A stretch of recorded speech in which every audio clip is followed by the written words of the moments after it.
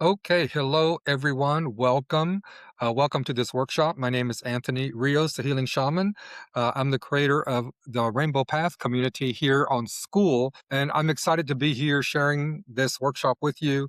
This is a workshop. The rough title is Remembering Your Divine Connection, but it's really bigger than that. It's remembering your divine connection. It's also about claiming your healing gift. So I have been working a lot with empathic people, in particular, people like me, who at one time was what I would say a wounded healer, a wounded empath, and have moved to a place of beautiful healing and revealing the healing gift to the world. So this is what I'm going to be talking about today. So again, my name is Anthony Rios, the Healing Shaman. And we're going to be talking about remembering your divine connection, about your healing gift, and how to really look at what this gift is, how to name it, and reveal it to yourself and then out into the world. Okay. So thank you very much for being here. I've got several, about 6 or 7 little topics we're going to talk about. And then all of the information will be available to you. The affirmations that we're going to do will all be made available to you as well. So I always like to say this at the beginning of my workshops is that you didn't stumble into this by accident, right? You didn't get here by accident. There's something in you, something that has probably been quietly speaking to you for a long time, a knowing, some kind of little nudge that you get that led you here now. And for many of you, you've probably been ignoring that voice, but today I'm going to ask you to start listening to that voice, because again, you didn't get here by accident. So for empathic people who are sensitive, sensitivity is not the problem, right? That's not the problem that we're dealing with, and it's never been the problem. The problem is that no one has ever trained us in how to use that sensitivity as the gift that it is. Okay? So sensitivity is not the problem. The problem being no one has trained us how to use it. And in the sacred traditions that I've studied for many, many years and the traditions that I've trained in, those of us who were the ones who felt too much, very sensitive, the ones who cried, right, when other people didn't cry, or you walk into a room and you know something is off, you know something is wrong, the energy is off before anyone else does, or maybe you're the kind of person who you help people and you can't stop helping people even when it wears you out, right? Those people in sacred traditions were never seen as broken people, right? They were taken aside, they were trained, and they were given a path to follow. You and I were never given a path to follow until now. So now, what I want to do with you is help open up this path so you can see it clearly, you can name it and begin to walk it with authority, with sovereignty, right? So I also want to let you know that the workshops I do are not therapy. They're not designed to heal or deal with any serious personal mental health issues that are better served with professional attention, right? And it's also not a self-help program. What we're doing here is training, spiritual training. I like to do, and what I do is spiritual training that builds up your spiritual power, that builds up a real skill, right? And teaches you the skill of listening, of discernment, and how to hold that capacity, how to hold that space for healing, starting with yourself, right? So it's not about becoming someone new. It's about remembering who you already are and who you always have been, right? So just think about that. You're not trying to become someone new. All we're doing is remembering that divine connection, remembering who you already are and always have been. Okay. So I'd like to guide you through a little short affirmation. And again, all of this material will be available to you. And then you can do these affirmations later. The daily practices you can do at another time, right? For now, I just want you to listen carefully, listen closely, and see which parts of this resonate with you the most. Okay. So for our first affirmation, just settle in wherever you're at. Let your nervous system settle down. Take a nice breath in and exhale. And just hear these words as I read them out to you. I acknowledge that a healing gift exists within me. I may not fully understand it yet, but I trust that it is real. I am willing to learn how to use this gift with discipline, humility, and care. I allow myself to reconnect with the divine spirit that moves through all of life. I am ready to begin. So, when we say these affirmations, that is part of the work, that is part of the practice.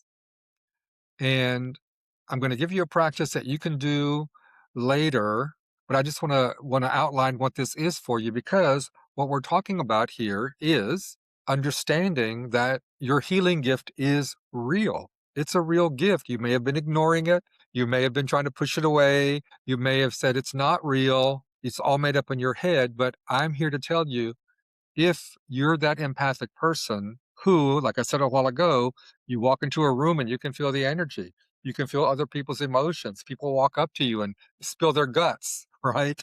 That's a gift. We've just not been trained on how to use that gift in a way that supports you and supports the people who come to you, right? Because they're going to come to you anyway, right? So we have our affirmation for one of the sacred, I like to call them sacred practices, sacred actions, and again, this will be made available to you. Kind of like what the affirmation that we just said, but this is written down in your own hand, not a digital thing. Write it out by hand. And you simply write out, today I acknowledge that I carry a healing gift. I may still be discovering what form this gift takes, but I accept that this gift exists within me. And I commit to learning how to develop this gift with integrity, with discipline, and deep respect for the spiritual forces that guide this work. Today marks the beginning of my path.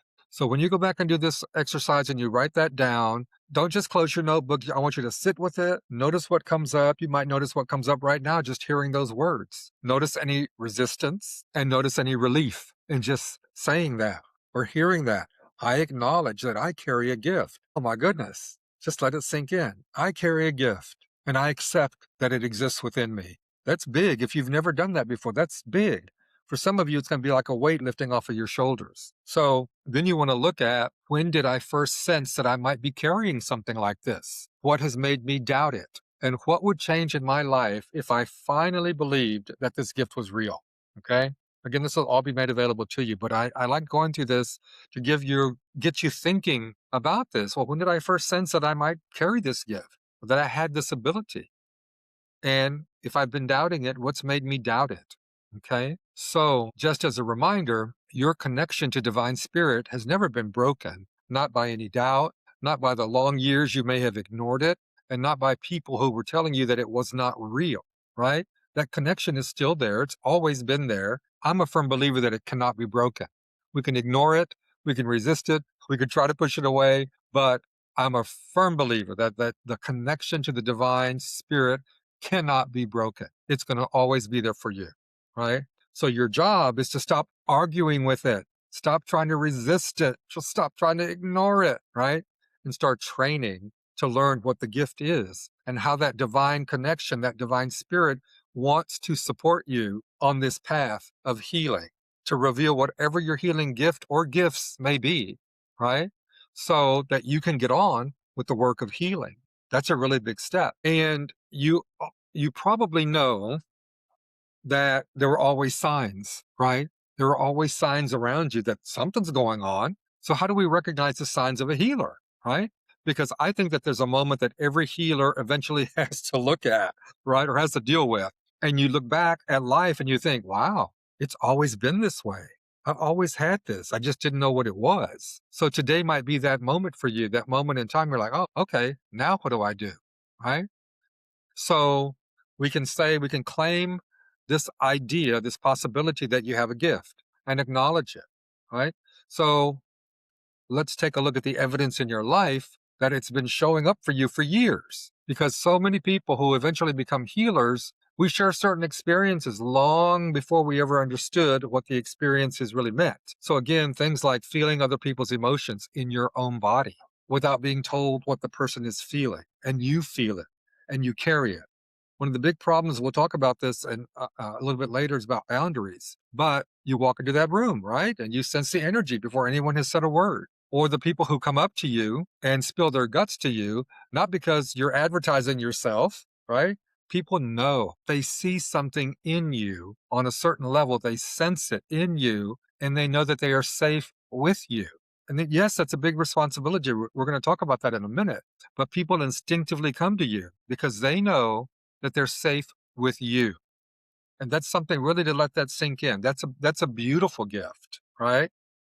And if you're a person, you know things that you can't really explain, maybe you dream about things, you definitely sense them, right? And many, many of you have spent years saying, I'm just making it up. This is just my imagination. And I'm here to tell you, no, it's not made up. You're not just imagining these things. You have been practicing awareness before you had a name for it. Okay. So, awareness before you had a name for it, before anyone taught you how to use it, because that's the only thing that's missing is training. That's the only thing that's missing for you as a healer on this path is training. And training really is the biggest part of your personal healing. It's been part of my personal healing is the training, right? And the daily practices that get us grounded, keep us clear, keep the boundaries intact, right? Because if you don't have that training, the awareness feels like chaos. And for some people, it can feel like a curse. You absorb everyone else's pain and you have no idea where you end and they begin. That's problematic.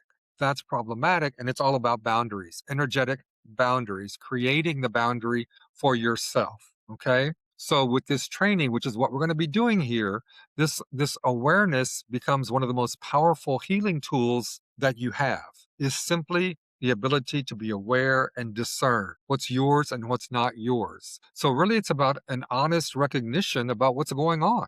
You're not trying to convince yourself of something that's not there, okay? You just want to begin to see what has always been true. So, the second affirmation I want to share with you is this. So, again, just settle in. If you want to close your eyes, do that.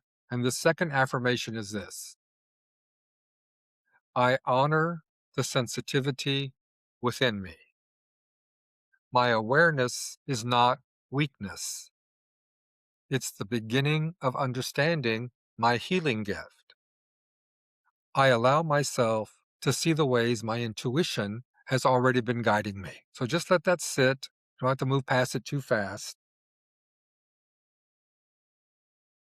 And one of the things I like to have my students take on is a sacred inventory, right? So again, all the material will be posted for you, but it's a simple inventory. And you want to answer these questions with complete honesty, right? Not what you wish was true and not what sounds good, what is actually true. So these are the questions that you can do later. When have I sensed something in a person or a room that others did not notice? When have people come to me consistently for comfort, counsel, or just to be heard? Where in my life have I known something before it was confirmed? And when have I felt someone else's pain in my own body? So just answer these honestly. There's no need to edit them and don't minimize. Just write whatever the truth is. And then you can read your answers back to yourself because it's not that you're reading a list of interesting coincidences. No. What you're reading is an early record of you as a healer, right? So when you sense something in a person or a room that other people didn't notice, whatever that was, you're reading an early record of you as a healer or when people have come to you for counsel or comfort. Okay. So th- this is who you have always been. Let me just say it that way. This is who you have always been.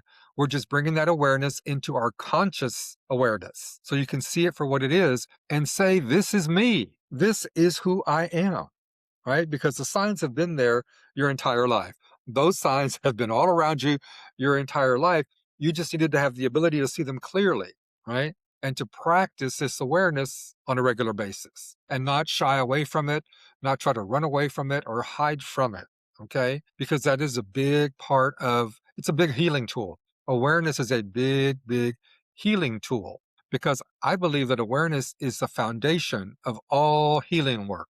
You've got to be aware of what's happening with you and what's happening with other people because we make a mistake sometimes. And a lot of healers make this mistake that if you think that that feeling everything really deeply is the gift, that's not the gift. Okay, that because you can feel everything deeply, interesting, but that's not the gift. The gift is knowing what to do with what you feel, right? And that starts with that skill of awareness that we just talked about. So it's one thing to be able to feel deeply, but if you're absorbing everything and you're letting it stick to you and you don't release it, that's not the gift. The gift is knowing what to do with those emotions, with those feelings, with that awareness of what it is that you're feeling. Okay. So another thing that I'm going to throw this in here right now. Another thing that a lot of people believe that healing work begins with helping other people. I don't buy into that. I think that's backwards. The healing work begins with knowing yourself. You must know yourself, your emotions, your own energy, your reactions, and know your limits, your boundaries. Because if you can't track yourself accurately, you're going to get lost. You're going to get lost in other people's pain and emotions and feelings every single time you try to help somebody. So this is the part about boundaries, right?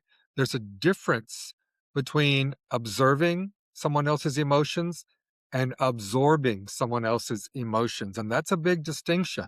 And as to be an effective healer, you need to know and discern where what are your emotions and what are not your emotions? What are your feelings? What are not your feelings? What belongs to you? What does not belong to you? Right? And that's part of the awareness. That's part of the awareness and being able to say, this is mine, this is not mine. Okay? Because when you absorb it, it becomes yours. And then over time, you can't tell where it came from. And you carry it home with you, you take it into your other interactions with your friends and the family. It may sit in your body for days and you have no idea if it originally belonged to you at all. But when you're observing, that means you can feel the presence of something without losing yourself. Okay? You register it, you're made aware of it, and you can track it, but you remain sovereign. You have authority over what you are observing. Okay? So this is very, very powerful when you begin to practice this and know what's yours and what's not yours. So I use the word sovereign a lot in my work because energetic sovereignty is not just a concept, it is a skill. And it starts with being able to sit inside your own experience and know what belongs to you. Okay. And it's part of what I call energetic discipline. You really have to have energetic discipline, and you can start practicing it right away, right? Before any kind of advanced work, before any kind of shaman journey work or anything else. It's a really simple practice, but it doesn't mean that it's easy. Okay. So we're going to do our third affirmation here around energetic sovereignty. And again, just relax and take a couple of breaths in. And this is our third affirmation. I develop awareness of my energy and my emotions. I learn to observe without becoming overwhelmed. I know the difference between what is mine and what belongs to someone else. My awareness brings me clarity, stability, and power. I'm going to read this one again because this is a very powerful affirmation. I develop awareness of my energy and my emotions. I learn to observe without becoming overwhelmed. I know the difference between what is mine and what belongs to someone else. My awareness brings me clarity, stability, and power. So, one of the ways that we can really develop our awareness is really by sitting in stillness, by being still, being a witness to your own awareness. And a simple way to do this is just a simple breath, right? Some people do a box breath. Some people do breathe in for 4, hold for 4, release for 4, however you want to do it. But you can do a simple practice of simply sitting in stillness and breathing 3 breaths, 5 breaths, whatever feels good to you, and sit for about 5 minutes and develop your awareness and your observation of you. You're witnessing you. Okay. So when you do that, you just, like I say, you're going to sit quietly, you're going to relax, take a couple of breaths in and out, and sit quietly for about 5 minutes and observe. What do you feel in your body? Where is there tension? Where is there ease? What emotions are present? And you're not trying to fix anything, you're just noticing, you're observing. And when a thought or a feeling comes up, your only job is to say, I see you. And you let it pass. You don't have to chase it, you don't have to fight it, you don't have to analyze it. We're a witness to ourselves. And do this for a good 5 minutes, right? And then you can journal about it. You can journal like, what did I notice in my body that I usually ignore? Did I feel anything that might not belong to me? And what was it like to observe without reacting, without chasing, without fighting? Okay. So, this whole practice of awareness and observing and witnessing yourself is a very powerful healing tool and a skill, right? That you can develop. It'll get stronger and stronger over time. So, you want to just know. And the reason we're doing this, the reason this is so important is because you can't hold space for anyone else's healing if you don't know how to hold space for yourself. So that 5 minutes, you might want to increase it to 10 minutes down the road and know what it's like to sit there and just observe. Because when people come to you, you're going to need to hold space for them. And you cannot hold space for someone else's healing if you don't know how to hold space for your own experience. Okay? So let that one sink in. And part of the work that we're doing around awareness, acknowledging that our healing gift is real, and talking about the sensitivity and not being trained with what to do with it is because when we have this sensitivity as empathic people, we don't have any training to go with it, we suffer. We suffer. And every single healing gift requires discipline. Whether you like it or not, every healing gift is going to require some discipline. That's just the way it goes. That's the unsexy part of healing, right? There's discipline required, right? There's ritual that goes with this. There's practice that goes with this. But all of that is healing, right? It continues to heal you. So practicing awareness of yourself is healing. Practicing observation of yourself as a witness is discipline. So, because look, that sensitivity without any training, it doesn't just hurt you, it makes you less effective for the people that you want to help and the people who are going to come to you, right? And you already know that your gift deserves better than that, right? So we want to have the proper training so that we can develop the awareness, practice observation, so that we know how to hold space for ourselves and for other people. So it goes hand in hand with this myth that's out there in the spiritual communities. And I always like to dismantle this thing, right? The myth goes like this: if your gift is real, and I'm being kind of like a smartass about it, but kind of goes like this. Well, if your gift is real, it's just going to unfold naturally. Just let the process do what it needs to do. Open your heart and trust the process. It sounds nice, but I'm here to tell you it doesn't work like that, right? You have a gift, but it needs training, right? Some of it might unfold naturally, but if you're that kind of person who's like suffering because you don't know what to do with all this sensitivity and all this crap you're absorbing, then you need training, right? You can open your heart all day long. You can trust the process all day long, but without training, it's not going to work. Okay? So, I laugh about that because it's true, and I make fun of that because I've had teachers in the past, just open your heart and raise your vibration and blah blah blah. That doesn't work.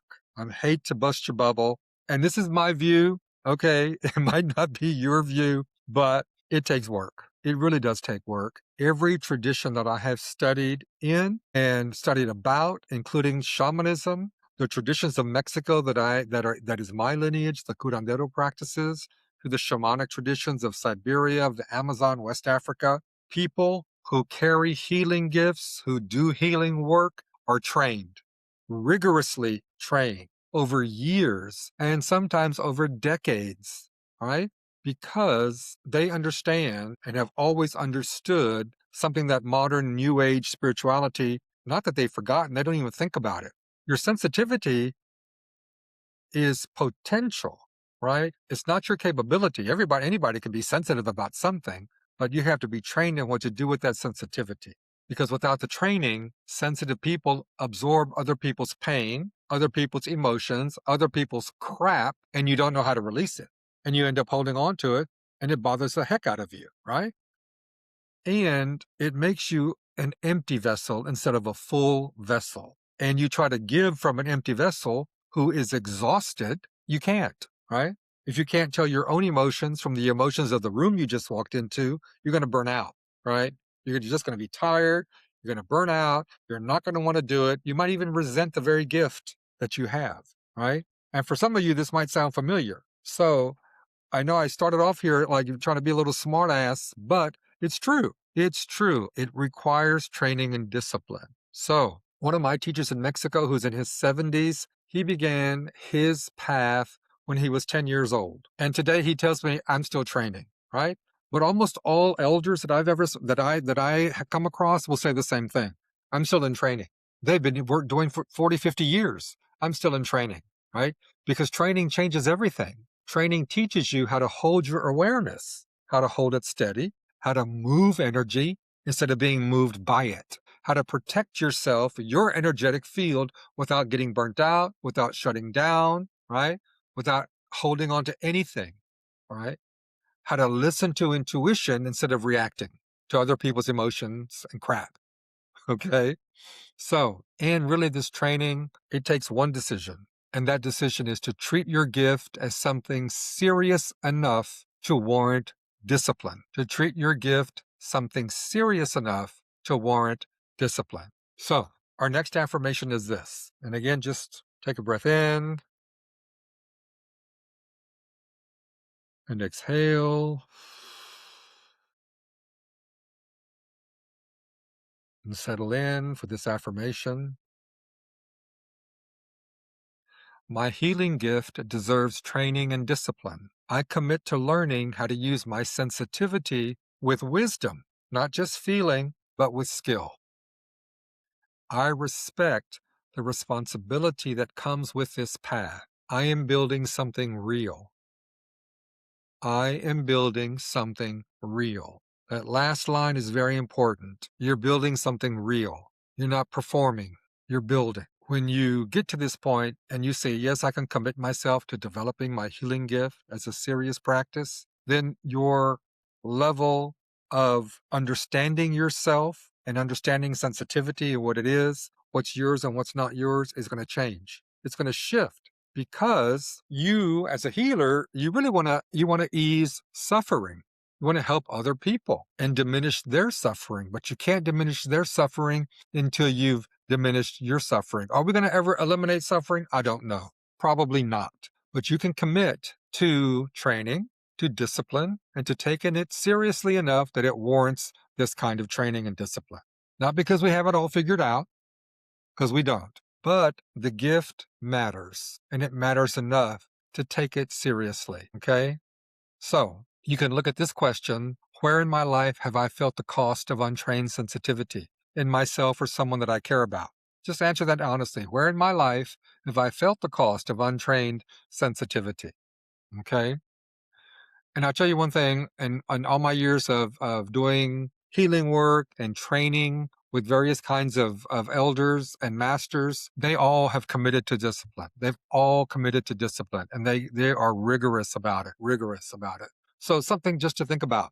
Okay. Now, all of this requires you to be able to return to yourself, come back to your body, grounded, right? Being grounded is non negotiable for healers. It is really non negotiable because if you don't know how to ground, you're not going to stay a healer for very long. Like I said a while ago, you're going to burn out, you're going to check out, confusing your own energy with everyone else's energy. Because look, grounding is not a concept, it is a skill, it is a practical skill, right? So a lot of people, when they talk about grounding, they think about something all real soft, closing your eyes, imagining the roots and all that. That's fine. Visualization has its place. But I want you to understand that grounding, what it really is at a functional level, grounding is the practice of returning your awareness, your energy to your body and to the present moment. That's what it is, right? So grounding is a practice of returning your awareness and your energy to your body and to the present moment. Because when you're ungrounded, you're living above your body, outside your body, your thoughts are running around crazy. You think you're here or there or somewhere else, and you're managing other people's energy without realizing it. And when you're not grounded, you can lose track of what you feel versus what the room is really what's really happening. Right. And eventually, your nervous system is going to either spike or collapse, one or the other. Spike into anxiety or collapse into exhaustion. I've been there, done that. Okay. So I'm speaking from experience because when you're grounded, something different is happening. Your awareness is here with you. Your body is your anchor, and you can feel the weight of yourself. You can sense your edges, where you begin and where you end, or where you end and the world begins, right? Super important to be grounded in your own energy, in your own body, and know where you are and what's you and what's not you. Okay. So, and grounding is not a nice thing to do whenever you remember it. No, it's a discipline that you need to maintain before, during, and after any healing work to take care of yourself, to take care of yourself. So, grounding is also one of the main ways that you're going to remain sovereign. You're going to remain in authority, right? And it's how you keep yourself useful and effective as a healer. And you avoid carrying other people's crap home with you when you're done with your healing work. So just remember, grounding is a practice, right? It is a functional tool that you can use. So you just want to use grounding as a way to understand that you can remain grounded and stable in your body and know that your energy belongs to you. And you feel the difference between being present and being swept away, and learn how to return to balance, return to yourself. And there are various grounding practices, right? But for me, I think one of the best ones is simply breathing consciously with intention, whether it's a box breath or the 4-4-4 breath or whatever you want to call it. I do one called 4-7-8, where you simply are seated and your feet are flat on the floor. You feel the ground beneath your feet. Wherever you're seated, you feel it, right? You feel that contact. And sometimes I like to tell my students, press down with your feet and let the floor push back, right? And if you want to do the 4-7-8 grounding, you can. It's simple. You plant your feet on the floor, you feel the contact, you press down lightly and let the floor push back, and you breathe in slowly through your nose for a count of 4, you hold for a count of 7, and release through your mouth for a count of 8. And when you exhale, you're imagining all the energy that is not your energy releasing through your body, through your feet, out into the ground. You're not having to force it. You don't have to push it. You're just releasing, like letting go of a breath that you've been holding on to for too long, right? You do that 3 times, 4 times, and you're grounded. I'm telling you, you're grounded. It's really, really good exercise. So let's just try this. Breathe in for 4, hold for 7,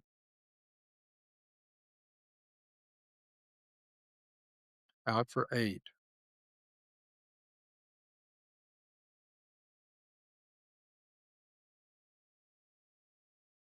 One more time. Breathe in for 4,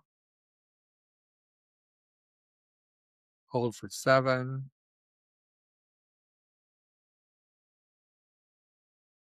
exhale for 8.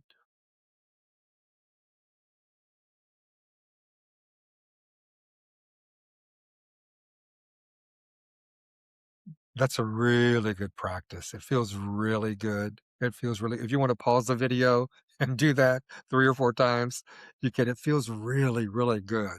And after you do it 3 times or 5 times, I always recommend put a hand on your chest and one on your belly and just stay there for about 30 seconds and just be present with yourself and feel yourself present in your body, aware, alive. It releases a lot. This 4-7-8 grounding breath releases a lot, and it helps you understand when it or understand more about what it feels like when you're not grounded, right? And what triggers that being ungrounded, right?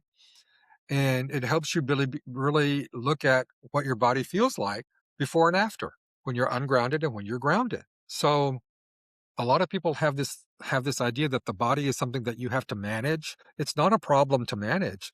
It is you. Your body is you. It's you connected to the earth. It's you connected to everything around you, right? You can never get away from it until you transition out of the body, but you're not trying to manage it. You just want to keep it stable because the body's always working. Your body is working 24/7, and that's an amazing thing in itself. So, I want to wrap this up by saying that your path is about service. Your path is about service and the responsibility that comes with your healing gift. And this can stir up a lot of emotions for people. It always does for me when I get to this part of the workshop. It's very emotional because the path is about service. It's not about power. I talk about spiritual power when we're doing shamanic work and we're building up our spiritual power to really be effective healers because we're a vessel. We're simply a vessel for this beautiful healing work to come through from spirit, right? But there's a responsibility that comes with your healing gift. And it's not about you feeling special as a healer. That's not what it's about, right? It's about, how do I want to say this? Ah, it's not about you. Let me just say it as simply as I can. It's not about you. It's about being in service to something bigger than us, bigger than you, right? Because the gift isn't here to make you feel better, right? The gift isn't here to elevate you, to put you on a pedestal, to put you on a stage. The gift is here to serve. You and I are vessels for this beautiful, beautiful work of healing, right? And like I say, for some people, when we get to this point of understanding the responsibility that comes with your healing gift, it can be kind of emotional, right? A lot of times when people first begin to recognize their healing gifts, there's like a honeymoon phase. You're like, oh, this is really cool. And I can do this and I can do that. And oh, wow, this feels really good. There's some excitement. And that's great. It's great because you finally have a language for something that you've always sensed. Now you have an awareness. You can observe. You can ground. You have energetic sovereignty. These are very, very important. The relief of finding a community that understands, right? And also there's a curiosity about what this could be, right? That's a beautiful, beautiful phase. And it's temporary, okay? Because sooner or later on the healing path, every healer that I've ever met, we run into this real hard truth face to face. This healing path is going to ask more of you than any job, any relationship that you have ever had. It will. It's going to ask more of you. And it's asking more of you, not because there's something wrong with you, you can't do it. It's asking more of you because Spirit knows you can. You've had the call your entire life. You've had this call your entire life. Now, all we're doing is giving you the training so that you can answer the call, name the gift, claim the gift, and get on with the business of healing. And yes, there's a lot of responsibility that goes with that. So eventually, every healer, you're going to get asked, right? The path is going to ask more of you. And the great thing about this is that it's going to ask you to examine yourself and examine your own wounds, your emotional wounds, your own trauma, your own drama that need to be healed, right? Before you can really help other people. And you just need to be honest about what needs working on, right? What do you need to heal, right? What do you need to heal? Are you here to help? Or are you here to be needed? Those are not the same thing. They are not the same thing, right? So the path, the healing path, spirit is going to ask you to maintain your discipline when you don't feel like it, to practice your boundaries when it would be easier just to let it all fall all over you, right? It's going to ask you to stay grounded when someone else's pain and emotions are trying to pull you into their storm, right? But you need to stay grounded. So, in the curandero tradition that I'm trained in, there's this understanding that underneath everything, the healer is a vessel. You are a vessel. We're connected to source. We're not the source. We're connected to source. You and I are vessels. And the vessel must be clean. The vessel must be cared for. And the vessel must know its own limits. How much can you hold? How much space do you have right now? Can you even do some healing today? Maybe not. That's part of learning how to say yes and how to say no. That's part of understanding what's yours and what's not yours today at this moment, right? Those are really, really important things to understand and be aware of and observe, in yourself. How much can you hold? How much space do you have right now? Okay. So it also creates a lot of humility. And humility is not a character trait, it's practice. Because a lot of people would look at me and say, oh, he's an extrovert and blah, blah, blah. Humility for me is like a practice. I have to just practice, like, yeah, I know it's not me. It is not me. It's an active daily practice of remembering that the healing does not come from you. It moves through this vessel. This divine gift moves through you. And your job is to keep the channel clear, keep the vessel clean, keep the vessel well tended and cared for. And you, my friend, must love the vessel. You must love yourself. And I know that's a lot to take in, so let's just breathe and exhale.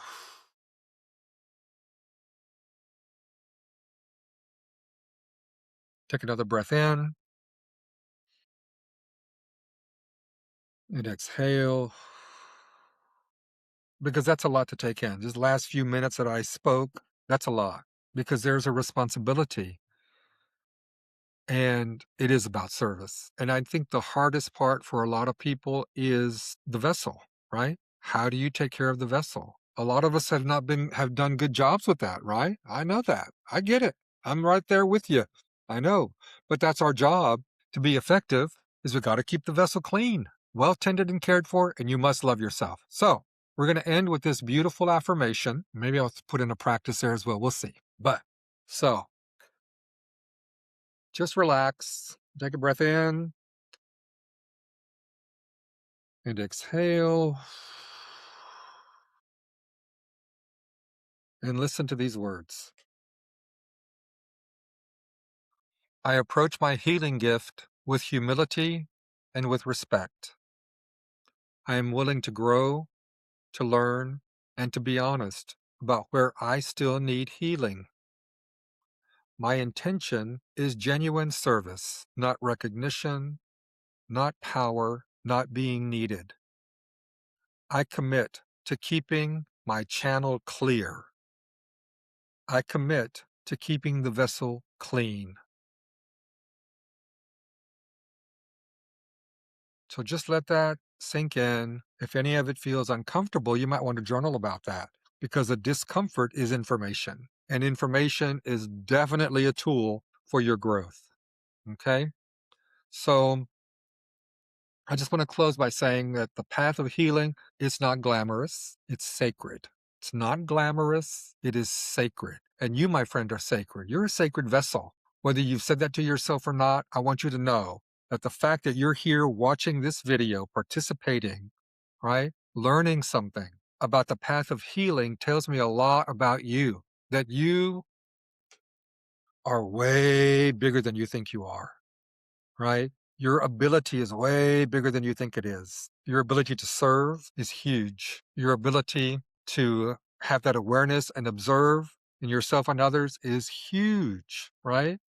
And you are sacred. You are already a sacred vessel. All we're doing is remembering, reconnecting, and bringing ourselves to a point where we can say, this is who I am, with authority, with sovereignty, and yes, with lots of love. Lots and lots of love, right? Because you're building something on your healing path that's designed to last, but it must be built on truth. And the truth starts with you being truthful with yourself and honest with yourself. Reach out when you need help. Rest when you need to rest. Heal when it's time for healing, right? Create boundaries when you need boundaries. If you need bigger boundaries, make bigger boundaries. The very important thing, and I'll just throw this out there, boundaries are not about shutting people out. It's about protecting who you are so that you can serve at your highest ability. Okay? So, I'm going to leave all of that there. So your job is to name your gift, to claim your gift, and begin stepping forward and walking this path with honesty, with integrity, with discipline, all the things that we talked about. Okay? So we all walk together on this path. You are not alone. You're definitely not alone. We walk together. There's tons of support. Reach out whenever you need to reach out, and I'll do my best to help you along the way. So thank you for watching this video. All the material is going to be available to you. Again, my name is Anthony Rios, the Healing Shaman. I have the Rainbow Path community on School, and you can check it out. And that's it. I really appreciate your time. I thank you from the bottom of my heart. And may you walk this path with joy, with love, with passion, and most of all, with the deepest love for yourself. And keep honoring yourself as this person who has decided and chosen to walk a different path. All right. Big blessings to all of you. Thank you so much. We'll talk again real soon. Bye.